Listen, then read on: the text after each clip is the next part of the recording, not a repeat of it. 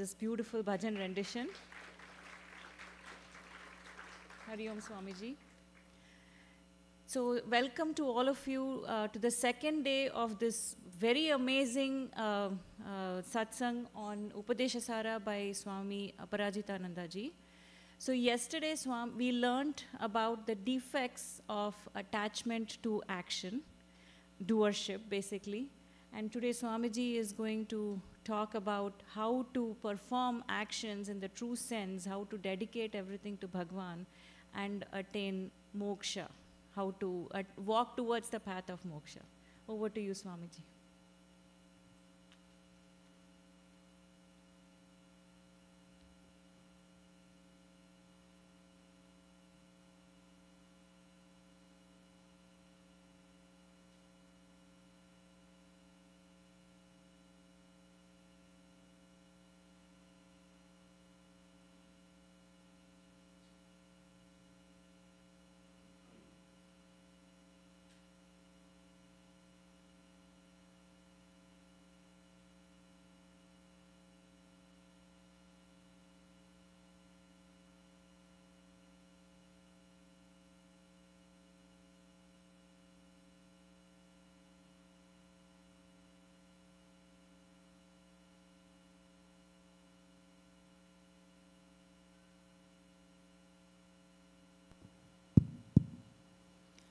Hari Om. Yes, perfect.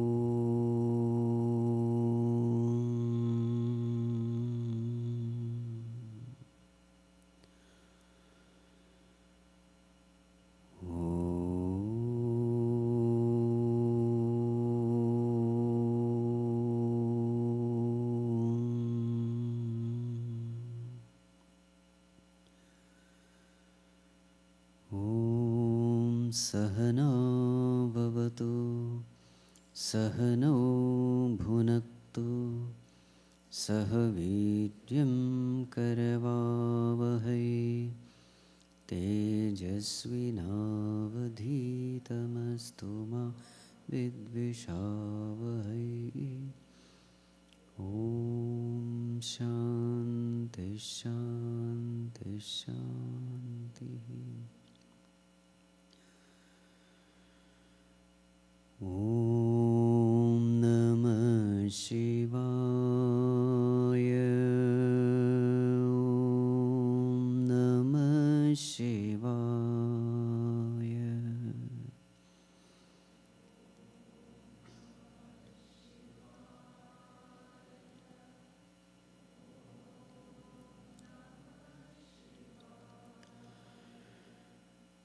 Om Namah Shivaya. Om Namah Shivaya.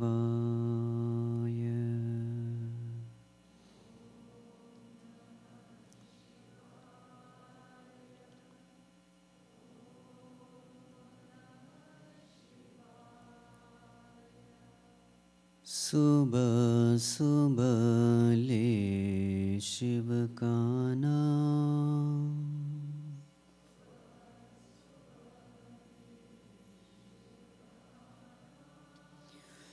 कर ले बंदे कोई शुभ काम।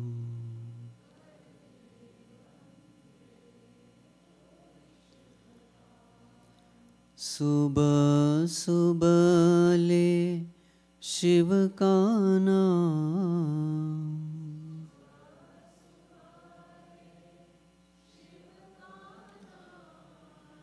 शिव आएंगे तेरे काम।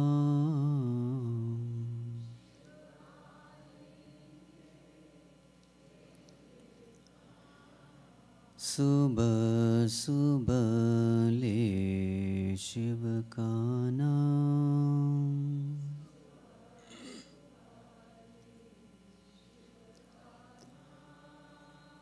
कर ले बंदे कोई शुभ काम।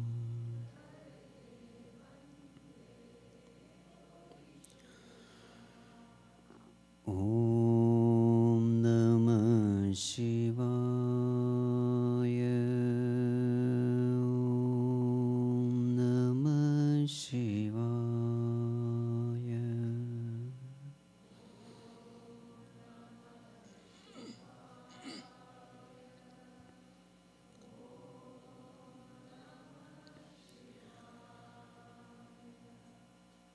ओम नमः शिवाय, ओम नमः शिवाय।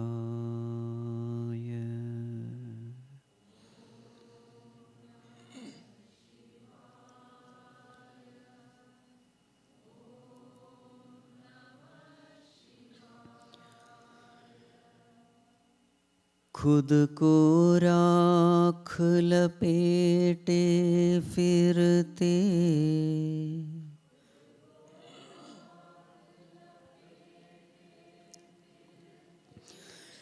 औरों को देते वरदान।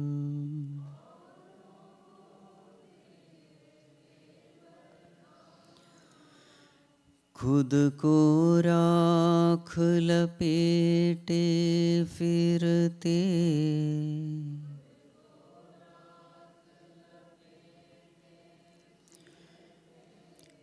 औरों को देते वरदान।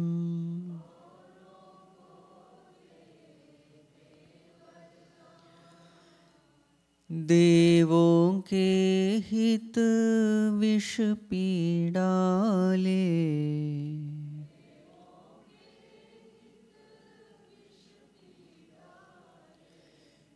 नीलकंठ को कोटि प्रणाम।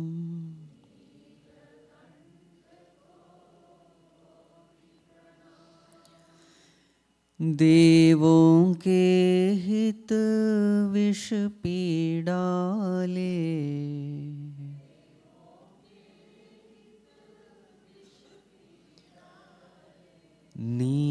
नीलकंठ को कोटि प्रणाम।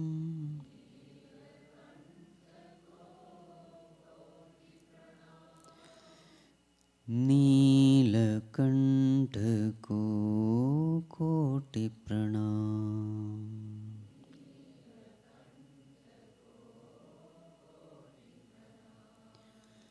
सुबह सुबह ले शिव का नाम,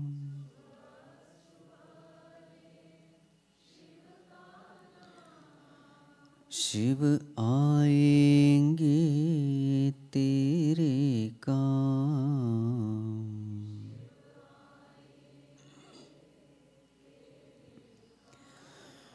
सुबह सुबह ले शिव का नाम,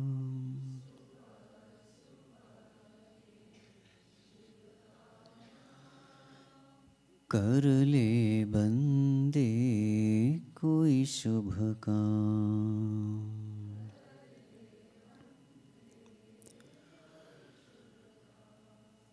ओम नमः शिवाय, ओम नमः शिवाय।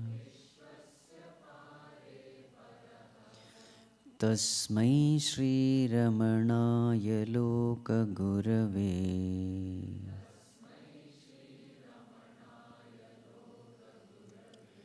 Shokasya Hantre Namaha.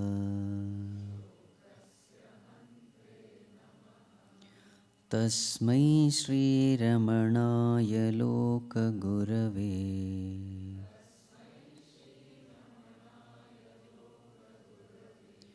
Shokasya Hantre Namaha.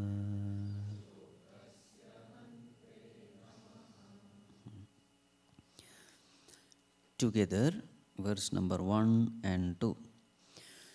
Karturajñaya prapyate phalam karma kim param karma tajjadam kruti mahau dadhau patana karanam phalam shashvatam gati nirodhakam phalam shashvatam gati nirodhakam.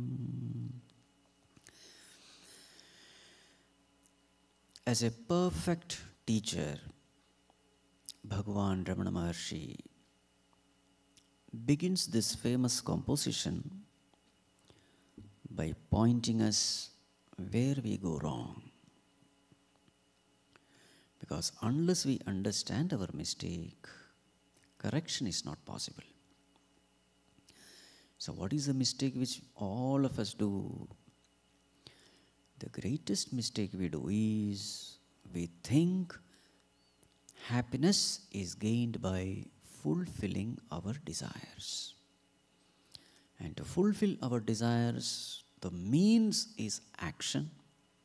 So therefore, we consider action as the ultimate, as the supreme karma param. And this is how we are all living our life. Whatever desires we have, we find that whenever desires are fulfilled, we are happy. So therefore, every one of us is striving hard to fulfill all desires. So Bhagavan Ramana Maharshi says, how can action be supreme? So yesterday we were discussing what is the problem of this philosophy. The problem is these actions bind us. These actions force us to come back to this world, make us miserable. So yesterday we had discussed every action is limited. Limited actions can give only limited results, limited happiness. And what we truly desire is not limited happiness. Every one of us, we are desiring infinite happiness. That is our natural desire. And where is this desire coming from? This desire for infinite happiness is coming from the fact that our true nature is infinite happiness, infinite bliss. You may call it happiness, bliss, peace, contentment, joy, quietude. Names can be different. But what we are seeking is this. Not finite, but infinite. And nothing wrong in desiring infinite happiness because that is our true nature. We cannot but desire this happiness. But the way in which we are trying to attain this happiness, this path is wrong. What are we using the means to attain this happiness? We are using karma as the means. So Bhagavan says this is wrong. We are trying to gain happiness from the world. Bhagavan says this is a mistake. So what is the problem of trying to seek happiness from the world through our worldly actions? Defect number 1, every action is finite. It can at the most give you only finite happiness. And therefore we get stuck up performing the same action again and again. Number 2, every action can give results which are uncertain. Uncertain results can give only worries, fears and anxieties. So helplessly we become miserable, desiring worldly results. Number 3, every action intensifies our ragadveshas, likes and dislikes, addictions, attachments, infatuations. Whatever thing, being or situation we like, we tend to acquire it through action. And these things, beings and happiness can create only attachments, can create only slavery. Slavery is definitely not a means to happiness. And number 4, every action has to produce results. If the result doesn't come in this birth, we have to be born again in order to go through these karma phalas result. And this way, kruti mahauda dhau patana karanam. This karma becomes patana karanam. Karana means cause. Patana means fall. Our actions become the cause of our downfall. Phalam ashashvatam gati nirodhakam. And thus we are stuck, gati nirodhakam, with these finite, impermanent actions. So what is the mistake we have done? So yesterday we had discussed the greatest mistake we have done is we consider action as supreme, but the one who has enabled us to perform action, the one who has given the conducive environment for performing action, and the one who is giving us a result, such Supreme Lord, we completely ignore, we completely forget. So the whole Upadesa Saram, the first term or the first word itself is a word referring to God. Kartuhu ajnaya prapyate phalam. This is as though an invocation of the Lord, remembering the Lord. Mangalacharanam it is, an auspicious beginning.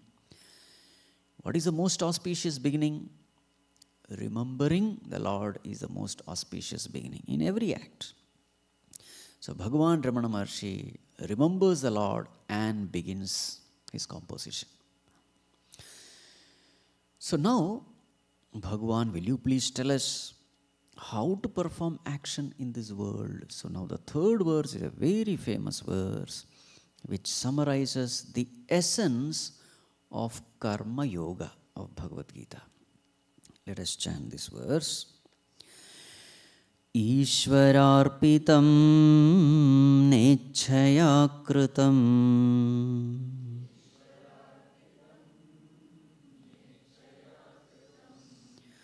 Chittashodhakam mukti sadhakam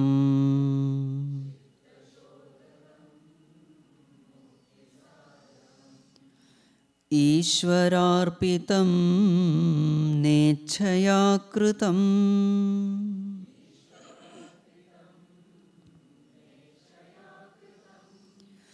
Chittashodhakam mukti sadhakam.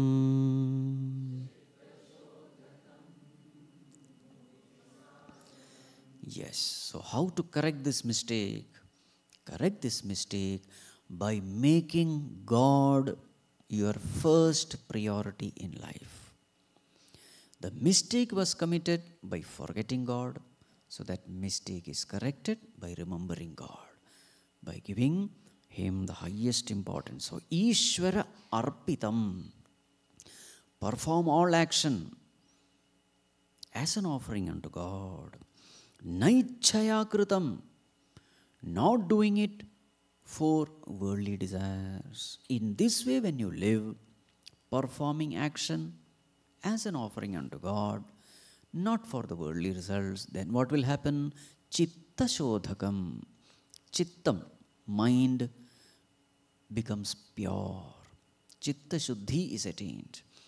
Purification of mind is attained. And then this purification of mind becomes very, very important for the highest goal. For what? Mukti sadhakam. It becomes a very, this purification of mind leads us to mukti, liberation. Without purification, no liberation is possible. So when actions are performed, when duties are performed, as an offering unto the Lord, that purifies the mind and leads us to liberation. So here, the entire Karma Yoga can be discussed. So what are the 4 important principles of Karma Yoga? So before entering into it, so again we have to understand why Karma Yoga. So let us start from the scratch. How to start? Okay. So, to remain alive on this planet, how many factors are needed? This is called as starting from scratch. How many factors?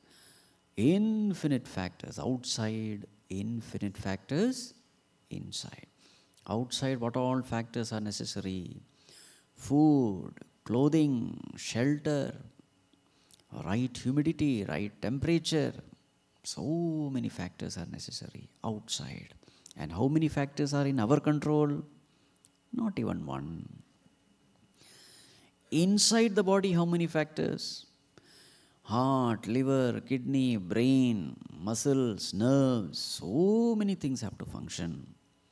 How many factors are in our control? Not even one. So therefore, what is the conclusion? Conclusion is, I am alive not because of myself. Even an atheist has to believe in this. No scriptural study is necessary. I am alive not because of my effort. I am alive because infinite number of factors are coming together in a conducive environment, and these infinite factors are working together, therefore I am alive. So therefore, if infinite factors have to come together perfectly well, it cannot be an accident. There has to be an intelligent principle behind it. Infinite factors coming together perfectly well, intelligently well, because of which a being is alive. And not only one being, countless billions of beings. This cannot be an accident. There has to be an intelligent principle. This intelligent principle, we call it God. Whatever the name you may give. So therefore, this life doesn't belong to me. It is a gift from the Lord. And that is why, because it is a gift, because it doesn't belong to me, I am not asked when to be born.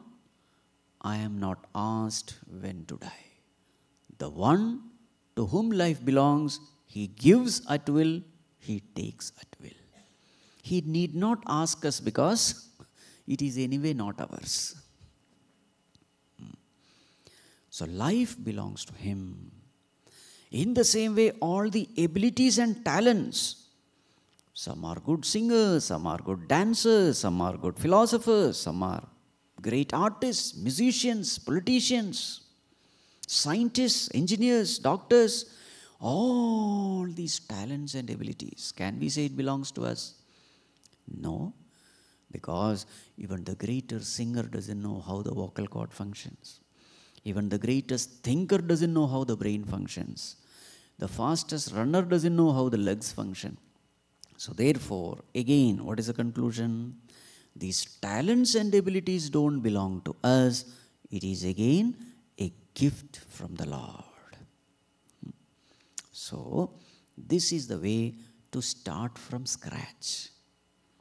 Pay attention to the realities of life. That is the meaning, starting from scratch. Pay attention to the reality. The world is designed to make us humble. The world is designed to make us realize that we are nobodies in life. So therefore, 4 Mahavakyas, always remember this. What are the 4 Mahavakyas? not aham brahmasmi. Oh Lord, I am nothing. I know nothing. I have nothing. I can do nothing. These are the 4 Mahavakyas for a beginner in spirituality. Okay. Start from here. Don't start with the head weight that aham brahmasmi. Only Brahma will be there, not Brahma. Brahma means delusion. Okay. Oh Lord, I am nothing. I have nothing. I can do nothing. I know nothing. But, oh Lord, by your grace, I am something in the society. I have something. I know something. I can do something. This is the way a beginner in spirituality, a devotee has to start his spiritual life. So now, with this understanding how to perform my duties, so now this should be always there at the back of the mind. I am alive because of a higher principle called God, Ishvara. All my abilities belong to Him. He has given me this wonderful environment to perform action. The whole world is designed to help me evolve. So therefore, actions must be performed in such a way that I evolve. There's a great goal in life, a great purpose in life to reach Him. Who is He? Sat, Chit, Anand. Sat, existence. Chit, consciousness. Anand, bliss. So that is that state of perfection. That state of existence which knows no non-existence. That state of consciousness which is absolute knowledge, where there is no ignorance. That state of perfection which is immortal, which is blissful, which is our own true state. So we are all travelers in this world. We are all traveling. So in any travel, there has to be a destination. So what is the destination? So we are all traveling from darkness to light, from mortality to immortality, from ignorance to knowledge, asatoma sadgamaya, from unreal to real, from imperfection to perfection, from finitude to infinity. This is our travel. So in this travel, how to begin? First, start by knowing how to live. So this is what is the essence of Karma Yoga. So what is the purpose of performing all duties and responsibilities? Not to fulfill our desires, no. Purpose of performing our duties and responsibilities should be to please our Creator, to please the Lord. My Creator must be happy with me. My Creator must be pleased with me. I should be a good child of the Lord. This is the purpose. So therefore, in Karma Yoga, we have these 4 important principles. What are they? Number 1, Kartavya Nirvahanam, performance of one's duties. Number 2, Samyak Acharanam, doing it as best as we can. Number 3, Ishvara Arpana Buddhihi, performing these actions as a worship of the Lord. And the 4th one, Ishvara Prasada Buddhihi. When the result comes, receive it as prasad from the Lord. These are the 4. So then this becomes Karma Yoga. First one, Kartavya nirvahanam, doing one's duty. Second one, samyak acharanam, doing it as best as we can. Third one, Ishvara arpana buddhi, doing it as an offering unto the Lord. Fourth one, Ishvara prasada buddhi. When the results come, receive it as prasad from the Lord. This is the way we must learn how to live. So, when actions are, you don't have to do so many things, not necessary. Just perform your duties, that's all what is needed. Do it as best as you can, that's all what is needed. You need not be number one. Don't have to compare yourself with others, no. Are you doing your best? That's all what is needed. But when you are doing, what should be the attitude? Ishvara arpanam should be there. Ishvara arpitam na ichchaya kritam. Now this term has to be understood properly. So when I am performing duties, when I am fulfilling my responsibilities, number one, there is humility. And understanding, how does humility come? Understanding that these abilities don't belong to me. It belongs to the Lord. Life, abilities, talents, resources, everything belongs to Lord. This should always be kept in mind. Number one, humility. Number two, gratitude. We should be grateful to the Lord. Number three, devotion, love for God. And number four, surrender. What do you mean by surrender? Surrender doesn't mean, oh God, now you only do. I will just sit quietly. That is not surrender. Surrender means whatever God likes, I will do it. Not what I like. If there is something which I like and he doesn't like, I will not do it. If there is something which I don't like but he likes it, then I will do it. So irrespective of whether I like or not, if my Lord likes it, I will do it. That is called a surrender. In this context of Karma Yoga, Ishvara Arpana, this is the meaning of surrender. There are very many times we are attracted towards immoral, unethical, corrupt ways. We are attracted because it gives immediate material benefits. But deep within, the voice of conscience says, don't do it.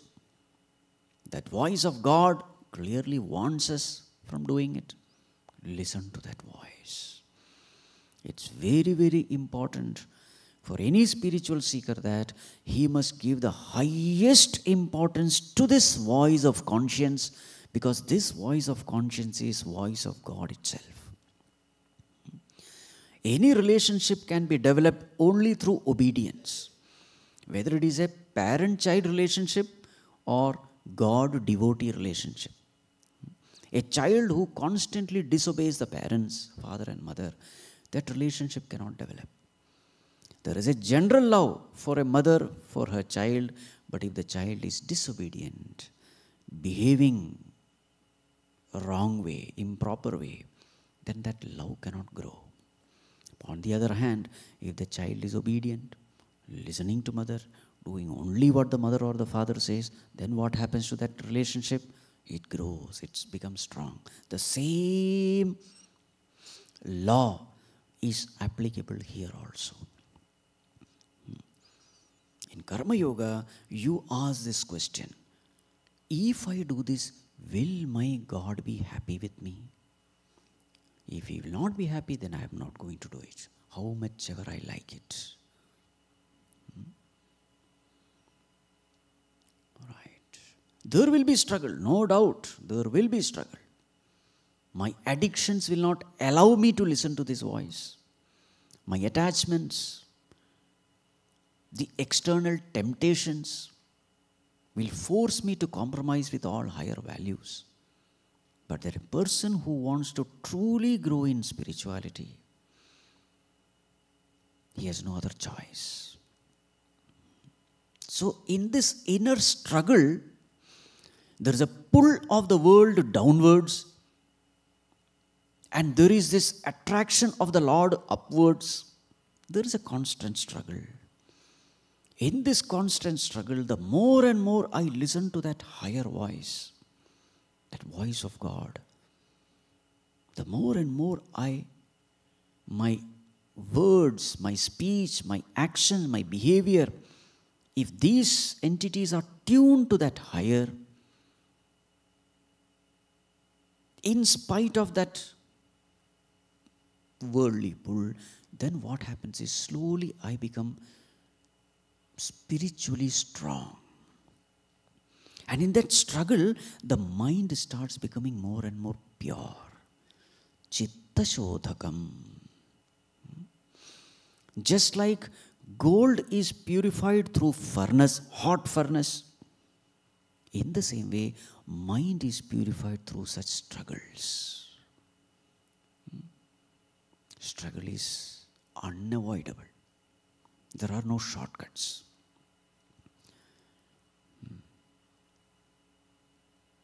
That's the meaning chitta shodhakam. And it's always true. Something which is noble and divine, you have to exert. Something which is ignoble, worldly, it is very easy. No effort is necessary. Free fall, no effort is necessary. To climb, yes, effort is necessary.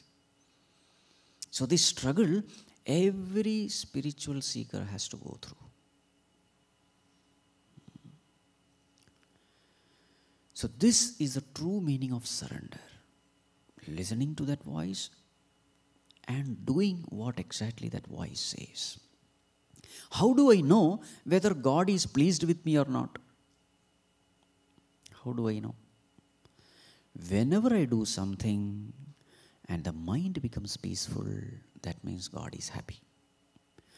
Whenever I do something and the mind is disturbed, there is guilt feeling, understand God is not happy. That guilt feeling is the indication that my Creator is not happy with me. So never do things which will create that guilt. Every time the guilt is formed, mind becomes impure.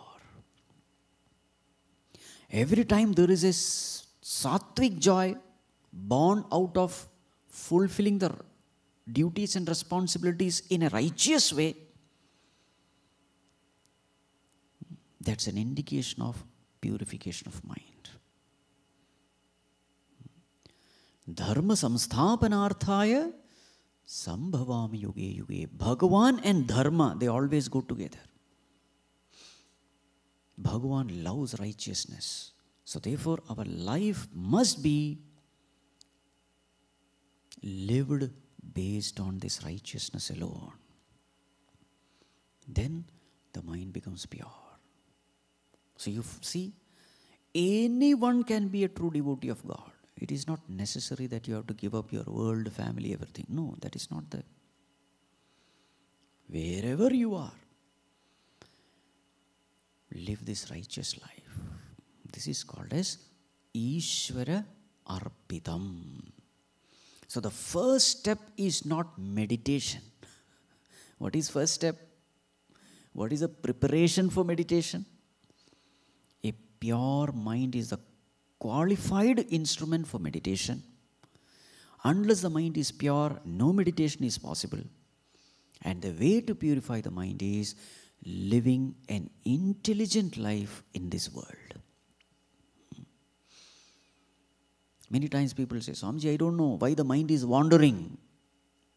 Swamiji, when I sit for meditation, I go to sleep. So these are the two major obstacles which any beginner of meditation will face. Sleep, wandering mind. Laya and vikshepa. These are the expressions of an impure mind. An impure mind expresses itself as lack of interest in meditation, lack of interest in God, lack of devotion, lack of surrender, disobedient, indisciplined. These are all the indication of an impure mind. With an impure mind, if you sit and meditate, nothing will happen. So therefore, the first step is not meditation. The first step is intelligent action. And what is that intelligent action? That is what is called as Karma Yoga. May I learn how to live my life, performing my duties and responsibilities intelligently as a worship of the Lord. This is Ishvara Arpana Buddhi. Ishvara Arpitam Na Ichchaya Kritam. So as far as a Karma Yogi is concerned, what is the question he will ask? The question he asks is my Bhagavan happy with me or not? What is the question a Karmi will ask? Karmi and a Karma Yogi. Karmi means what? Ordinary people who are in this world. What will he ask? If I do this, what I am going to get? How much I am going to get? Will I get or not? You see? This is called as Karmi. His inspiration comes from the Karma Phala. You see, the inspiration of a Karmi is Karma Phala. Inspiration of a Karma Yogi is Ishvara Prasadam, Ishvara Trupti, Ishvara Santushti. Will this act of mine please my Bhagavan? This is the question he asks. And when the results come, what should be the attitude? When the result comes, Ishvara Prasada Buddhi. It is a prasad from the Lord. This is the attitude of a Karma Yogi. All the choiceless situations in life, he accepts as prasad. Cheerful acceptance of all choiceless situations. With a clear understanding that whatever God is giving me, it is for my own good, for my own welfare. He can never make a mistake. Whatever he is giving me is the best thing that can happen to me. This is called as Ishvara Prasadam. Whether good or bad, joy or sorrow. What kind of people are around me? Yes, Bhagavan has chosen these people. He has specifically chosen these people and put it around me so that helplessly, choicelessly, I will have to interact with these people. And these interactions are necessary to get rid of all the negativities of my mind. So a true devotee, a Karma Yogi will say, if any interaction is creating some kind of tension, disturbance in my mind, then I am responsible. My wrong thinking is responsible. Generally, what is our attitude? If there is somebody who is disturbing me, then that person is the cause of all my disturbance, isn't it? A devotee will say, if this person is creating disturbance in my mind, he is not responsible. My own wrong attitude towards this person, a wrong way of interaction towards this person is responsible. Therefore, I must change my attitude. You see? So every disturbance becomes an opportunity for my own reformation. You see? Just like any physical body. When there is a pain in the body, what does it mean? There is something wrong, isn't it? Any pain is an indication that something is wrong with the body. In the same way, any pain in the mind is an indication that my thinking is wrong. Any disturbance. Now, disturbance also has got various flavors. Disturbance due to anger, disturbance due to hatred, disturbance due to jealousy. So many different flavors of disturbances are given. Why these disturbances are given? So that I can understand what actually is the cause of this disturbance. So every disturbance is a coded message from the Lord in order to correct myself. It is not a message to correct others. Okay. See how a devotee lives his life. while interacting with the world, you are interacting with varieties of things, beings and situations. All these interactions will create some kind of impression in the mind. That state of the mind is a coded message from the Lord. Pay attention to that disturbance, because there lies your treasure in progressing spiritually. This is the way a karma yogi lives. So he makes every interaction in the world beautiful. Any disturbance, he will not blame the person.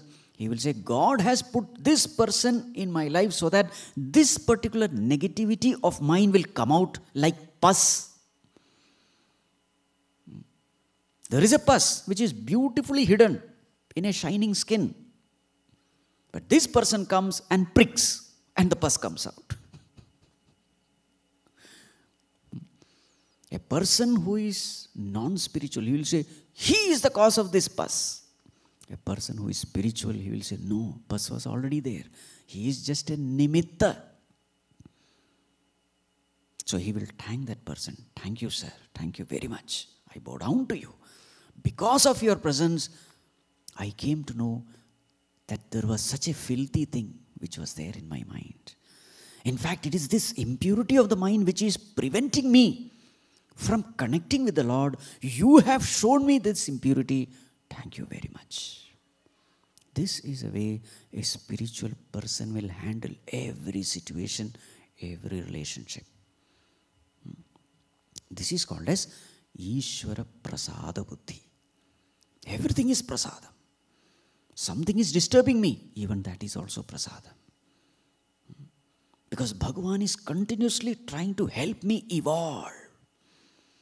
Just like a mother is always concerned about the child. The child is trying to walk. Many times the child is falling. Mother is ever concerned, ever trying to help the child walk.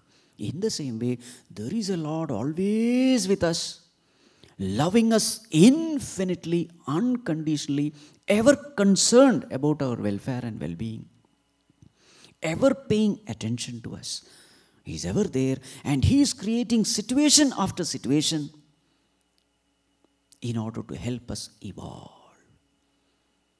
With this understanding, we must live our life. We must interact with different people in the society. Then we are living a life of karma yoga. Karma itself becomes a means to yoga. Yoga means to unite.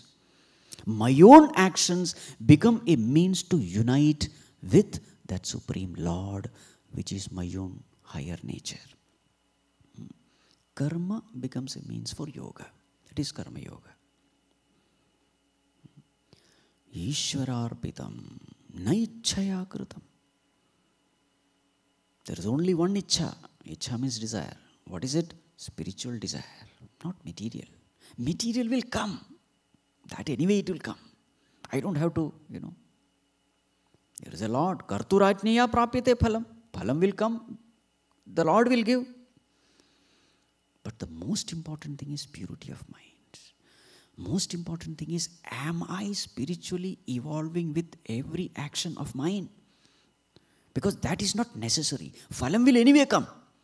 But spiritual progress, there is no guarantee.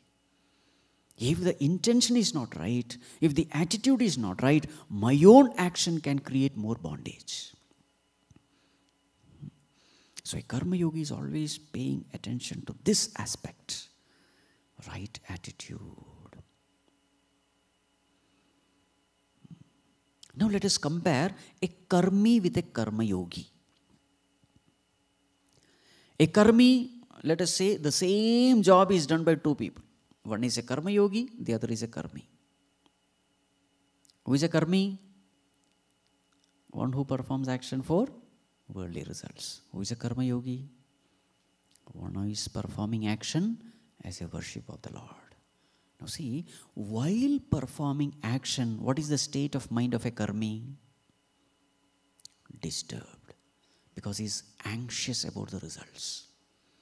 Worrying about the results. So, a karmi is performing action with a disturbed mind. What about a karma yogi? He is performing action with a peaceful mind. So which action will be of greater quality? Action done with a disturbed mind or action done with a peaceful mind? Of course, peaceful. So Karma Yogi's action is of much higher quality because he is performing action with a peaceful mind. So, while performing action, Karma Yogi's action is superior. After getting the result, what is the state of mind of a Karmi? Disturbed. Either he is too excited because he got much more than what he desired, or he is too dejected because he did not get what he wanted. In both cases, it's a disturbance. Excitement is also disturbance only.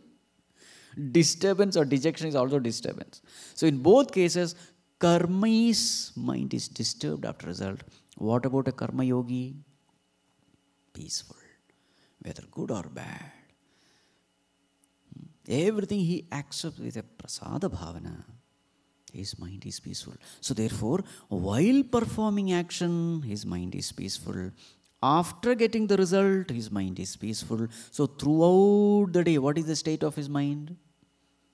Peaceful. So at the seat of meditation, what will be the state of his mind? Peaceful. With a peaceful mind, you are able to meditate far, far better. The quality of meditation is very high when the mind is peaceful. You see? This way we must learn to live. Again, the 4 defects which we had discussed. Karma Yogi is untouched by these 4 defects. Why? Number 1, his first priority is not the result. So therefore, karma is finite, result is finite, happiness is finite. It is not applicable to him. Because his source of happiness is not the result. His source of happiness is pleasure of the Lord. Number 2, results are uncertain. Again, it doesn't affect him. Number 3, actions create raga dvesha. Will Karma Yogi create more raga dvesha through his action? No. Why? Because he is performing actions not based on his raga dvesha, likes and dislikes. His actions are based on what is right, what is wrong. So then what happens? All the raga dveshas also go away. Impurities go away. When I keep on performing action, compelled by my raga dvesha, the raga dvesha increases. Likes and dislikes increases. But when I am performing action based on what is right and what is wrong, all my raga dvesha goes away. And number 4, he is not performing action to get any result. So naturally, he is free from this repeated birth-death cycle also. In this way, a Karma Yogi becomes free from all the defects of karma. Right. Ishwararpitam na ichhaya kritam chitta shodhakam mukti sadhakam. In this way, our own duties, responsibilities, be in the world. Never try to escape the world. Remember this. Many times people think that, oh, I want to somehow run away. Wife, children, husband, terrible. These Swamis are all lucky people.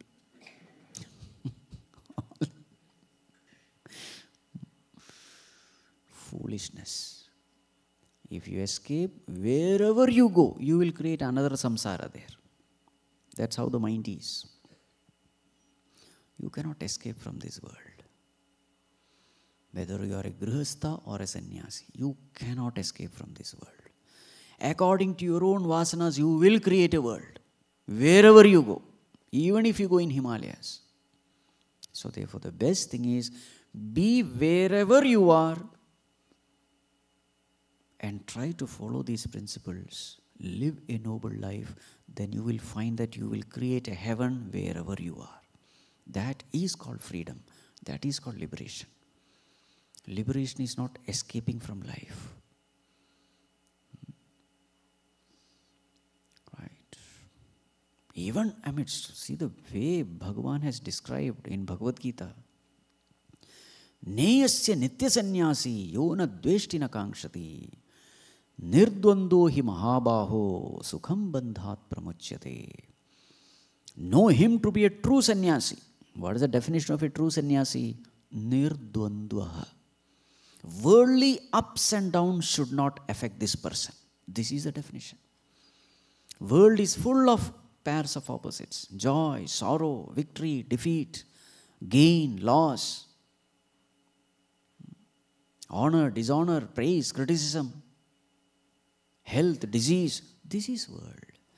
Who is a true sannyasi?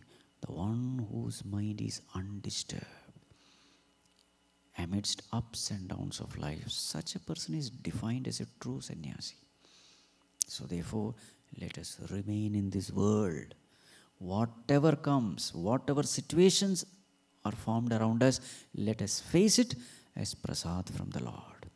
This is called Karma Yoga. Now, Bhagavan is discussing further regarding various sadhanas which we must do in life to progress in spirituality. So first, Bhagavan broadly gives a overview of what sadhana is. So let us chant next verse, fourth one. Kaya vangmana karyamuttamam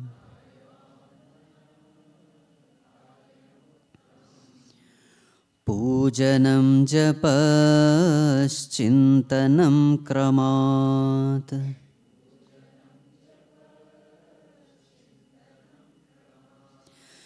Kaya vangmana karyamuttamam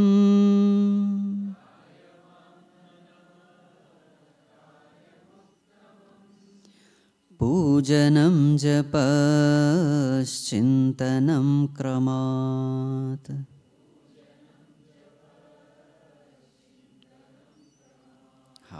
Kramat uttamam. In succession. These are higher than the other. So the order is given. How a beginner in spirituality should begin, and slowly how he must advance in his spiritual practices.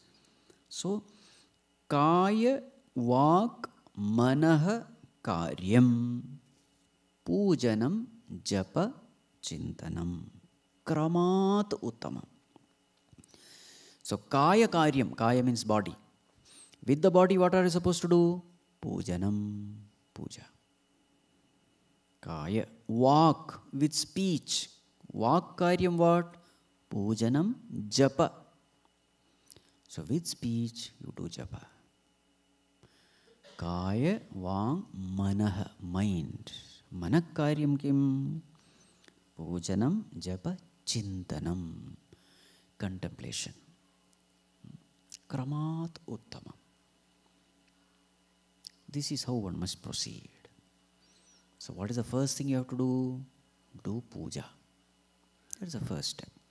Now Bhagavan himself is going to describe what puja is. So in puja, you will find body is involved, speech is involved, mind is involved. But mainly the body is involved. So that is the first level everybody should start. Then as you become advanced, what is the sign that we are progressing in spirituality? The sign is the mind becomes purer and purer. Chitta Shuddhi and Chitta Ekagrata. This is a sign of purity. Mind is able to concentrate and mind is also pure. Purity and concentration, these are the two qualifications, these are the two signs of a qualified mind. So therefore start with puja. Then as the mind becomes more and more pure and concentrated, you will be able to do japa. And again when the mind becomes further pure, you will be able to do the ultimate meditation. So this is the way one must proceed. Bhagwan, will you please tell us what this puja is? So the next verse, verse number 5. Jagata ishadhi yukta sevanam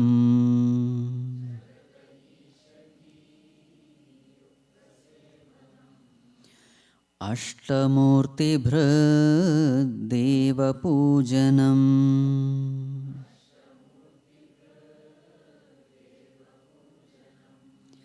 जगत ईषधीयुक्तसेवनम्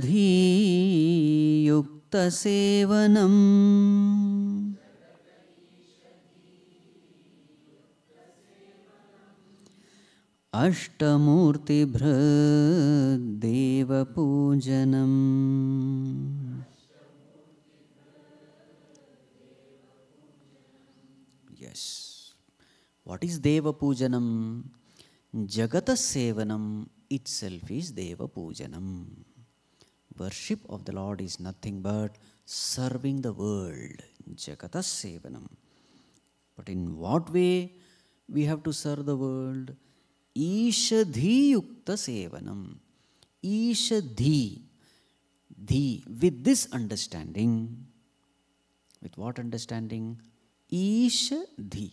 With this understanding that I am serving the Lord Himself by serving the world. So when I am seeing the world, I am seeing Bhagavan Himself.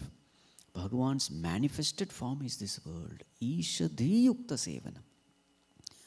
So this way when you serve the world with a feeling that I am worshipping the Lord, then that itself becomes the puja of the Lord. Deva Pujanam. Because what is the relationship between Bhagavan and the world? So here a term is given, Ashtamurti Bhrit. Bhagavan is Bhrit, supporter. Supporter of these 8 forms, Ashtamurti. What are the 8 forms? 5 elements, sun, moon and living beings. 8. What are the 5 elements? Akasha, space. Vayu, air. Then fire, Agni. Then water, Jala. Then Prithvi, earth. These are the 5 elements.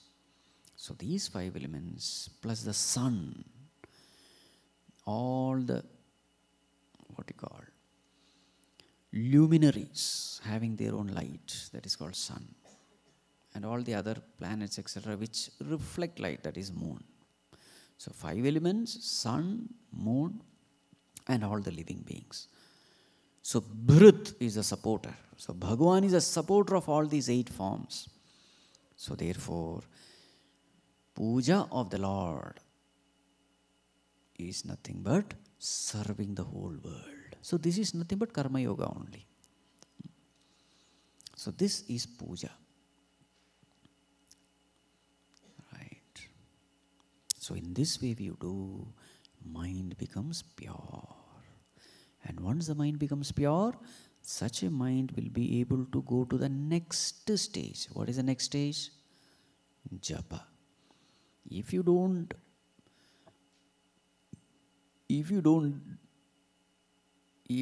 do this stage properly, next stage will be difficult.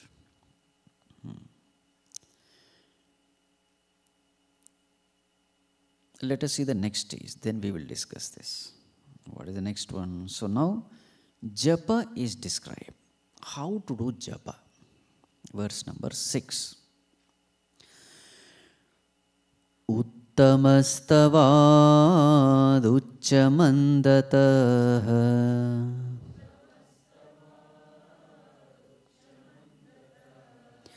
Chittajam japa dhyanamuttamam.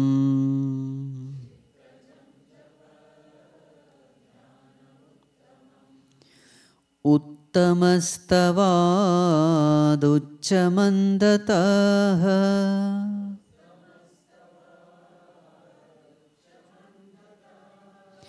Chittajam japa dhyanamuttamam.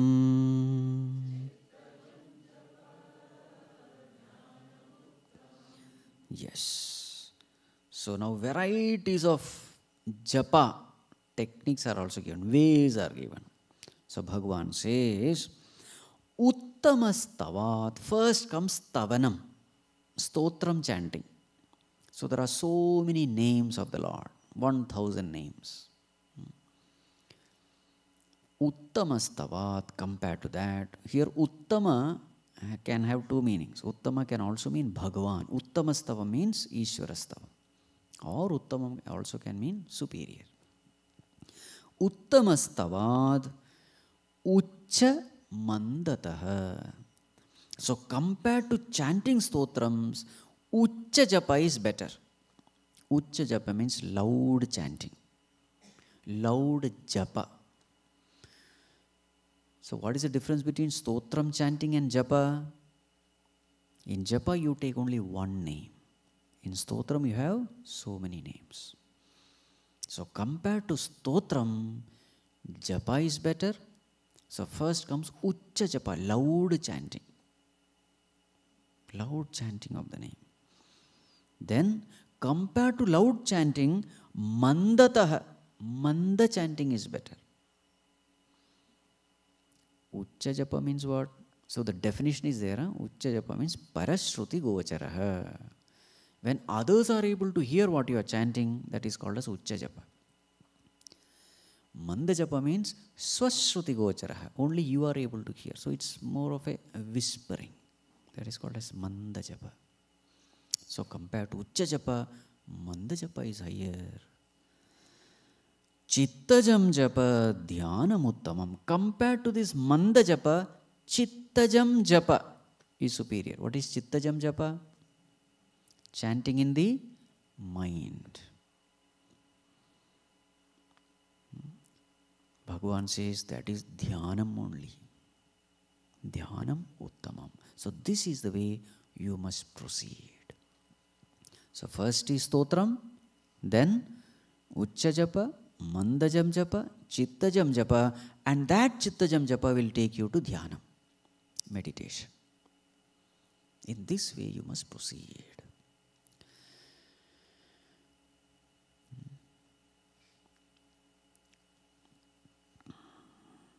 Swamiji, for japa, why should I do puja and all? Japa is so easy, chanting the name of the Lord. Because here it is very clearly said, after puja you must do japa. Suppose if I don't do this puja, the so-called karma yoga, etc., and directly enter into japa, what will happen? Your japa will become mechanical. What is mechanical japa? As Kabir Das used to say, beads are rolling, tongue is rolling, and the mind is also rolling.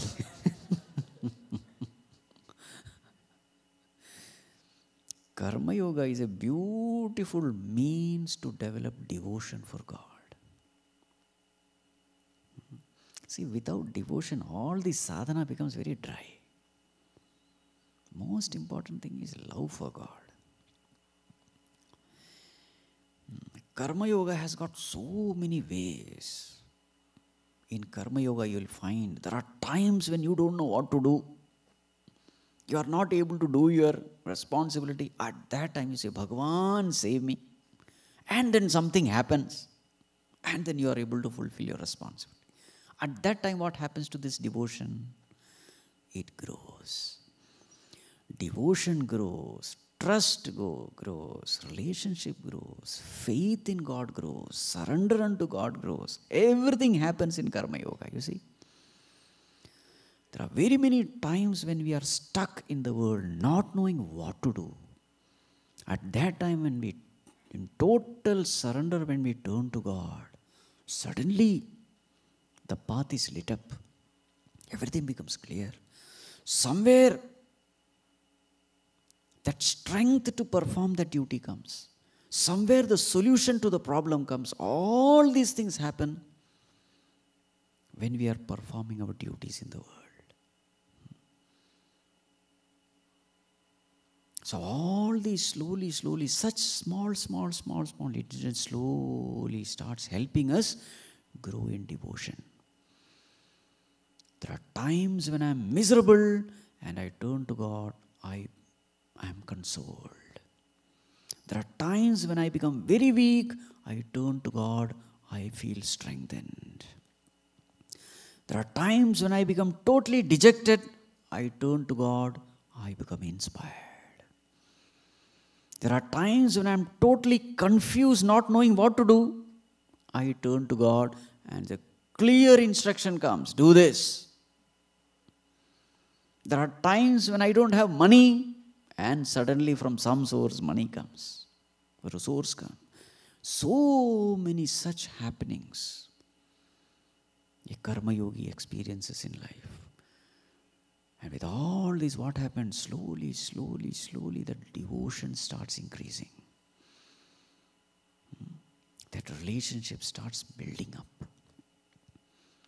And a time comes when just chanting the name of the Lord is enough. That name is not mere word. A deep relationship is invoked with that chanting. And that moment that chanting comes, mind is transported to a different level, a spiritual realm. All these things can happen only when a deep relationship with the name of the Lord is developed. Otherwise, it is just a word. Right. So, uttamastava, uchamandata. Now, which name of the Lord is the most powerful? If this question is asked, what answer will you give? Huh? All names are equally powerful. Okay. Don't get carried away by all this rumors.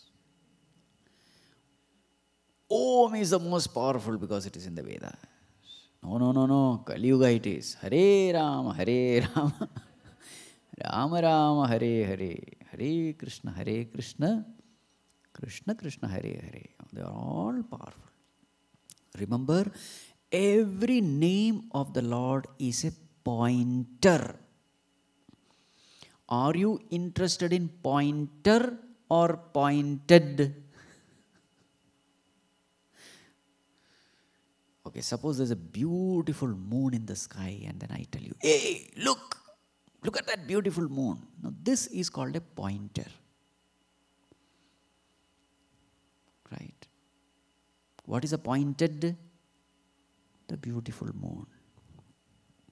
Moon is the pointed, finger is the pointer.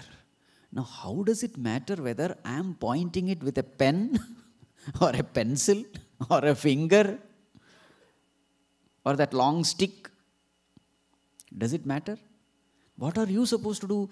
Use the pointer and continue to gaze in the direction pointed by the pointer. Yes or no? You leave the pointer and go towards the pointed. That is why if you see this verse, Ucha Japa, Manda Japa, Chittajam Japa, what is the next one? Dhyanam. Dhyana means now you have reached what that term signifies.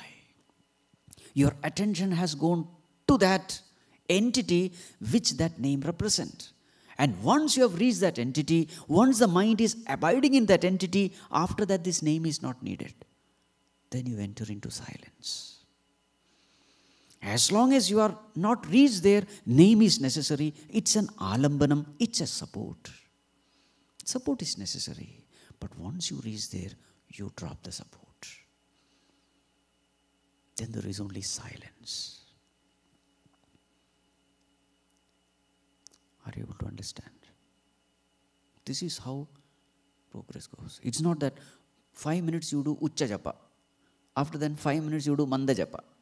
After then, okay, 5 minutes over. Okay, now Chitta Japa. It's not like that. You are doing Ucha Japa. Why are you doing Ucha Japa? You are doing Ucha Japa because you are seated in the seat of meditation.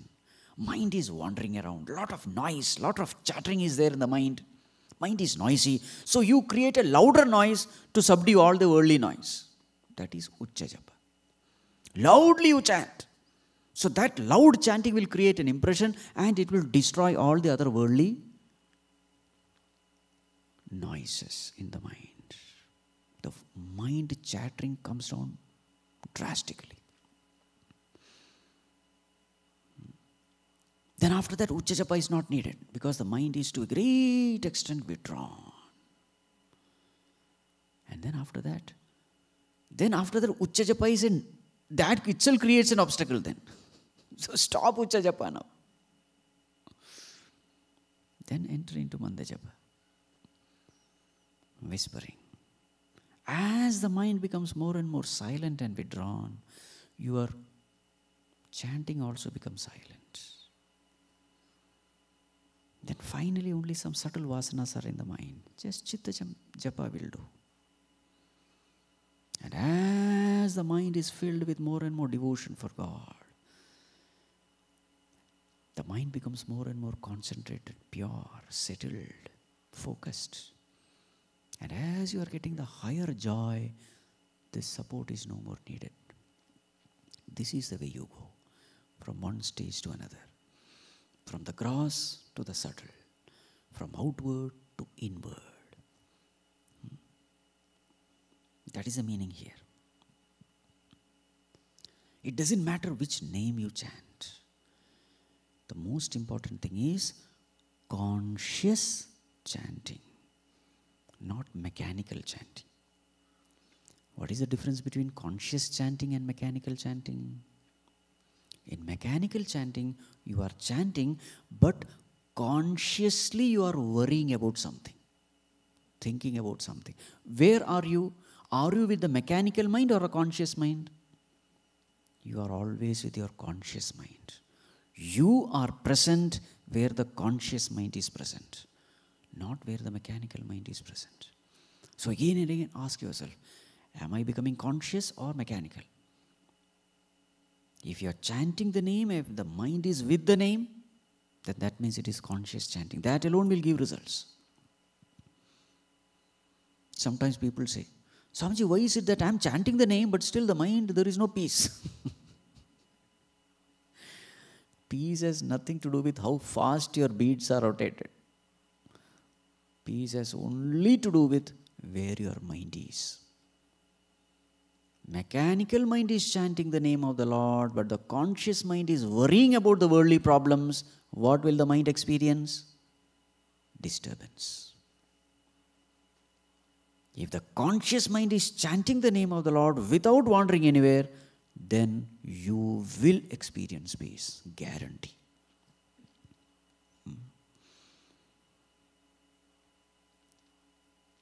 Right. So full involvement is necessary. And this japa can become really, really effective only with devotion. And devotion is gained through karma yoga. That is why Bhagavan says, first start with puja, then go to japa. Right. That doesn't mean that when you are doing puja, you don't have to do japa. No, that's not the point. Simultaneously do all that. There are times when you can't do puja and all that. When you are traveling in bus, train, etc. Then you do japa. But you will find that the quality of puja starts increasing as there is more and more devotion. So all those aspects we will discuss more tomorrow.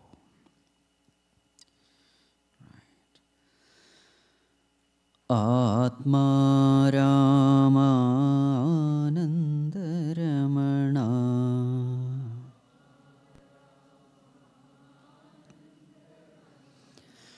Atma Ramananda Ramana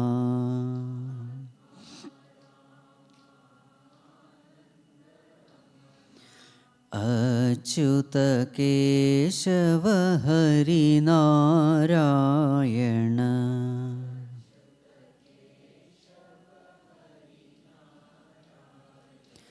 Achyuta Keshava Hari Narayana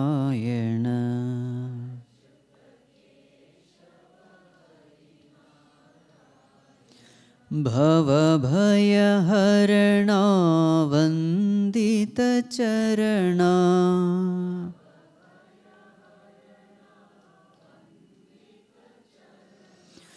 रघुकुलभूषण Rajivlochan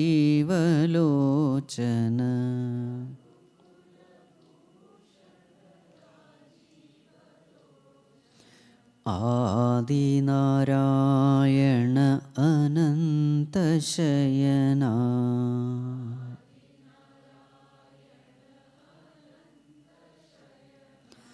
Sachchidananda Satyanarayan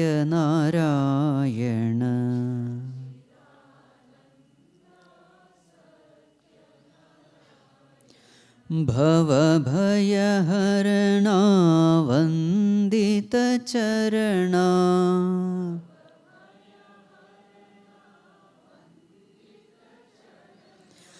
रघुकुलभूषण Rajivlochan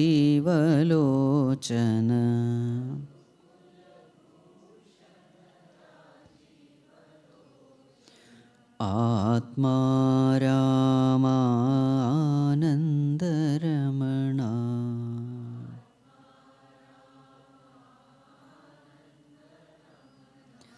आनन्दरमणा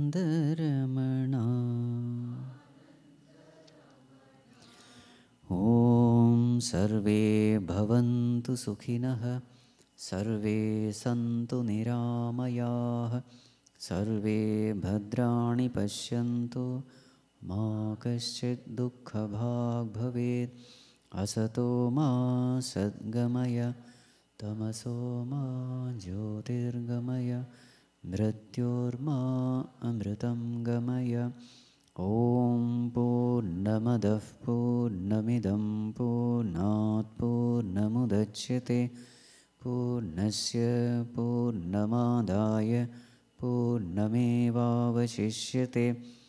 ॐ शान्तिः शान्तिः शान्तिः हरिः ॐ श्रीगुरुभ्यो नमः हरिः ॐ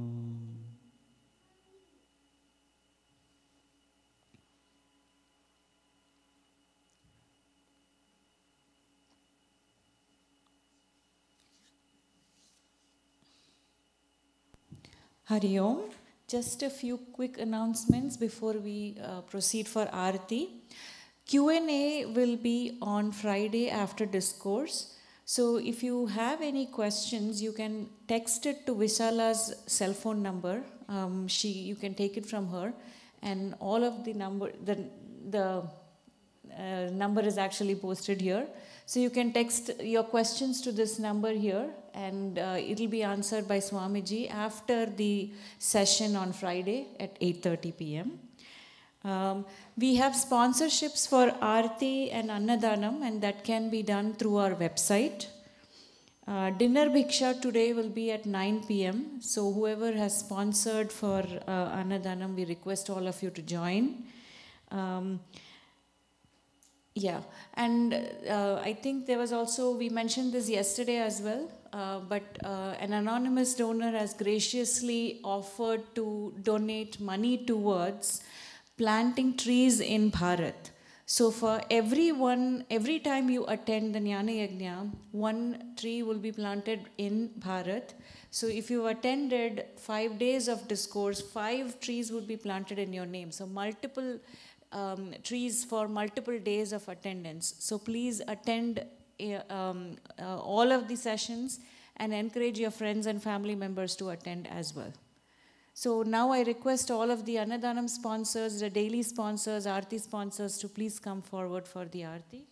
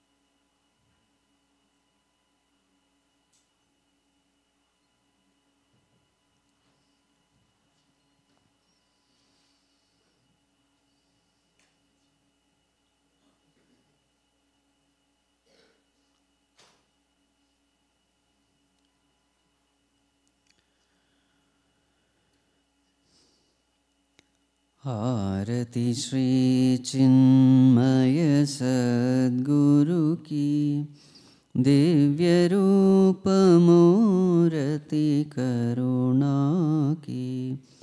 आरती सद्गुरु की। चरणों में उनके शांति समाए, शरणागत की भ्रांति मिटाए। पाप ताप संताप हरण। आरती श्री चिन्मय सद्गुरु की। आरती सद्गुरु की। वेद उपनिषद गीता को गाया, धर्म सनातन फिर से जगाया। शुद्ध नीति प्रीति शंकर की। आरती श्री चिन्मय सद्गुरु की। आरती सद्गुरु की। सिद्धबाड़ी की तपोभूमि में नित्य विराजे गुरु हमारे। भक्त हृदय आनंद स्रोत की। आरती श्री चिन्मय सद्गुरु की। आरती सद्गुरु की। आरती सद्गुरु की। बोलिए श्री सद्गुरुनाथ महाराज की जय। Please show it to everyone.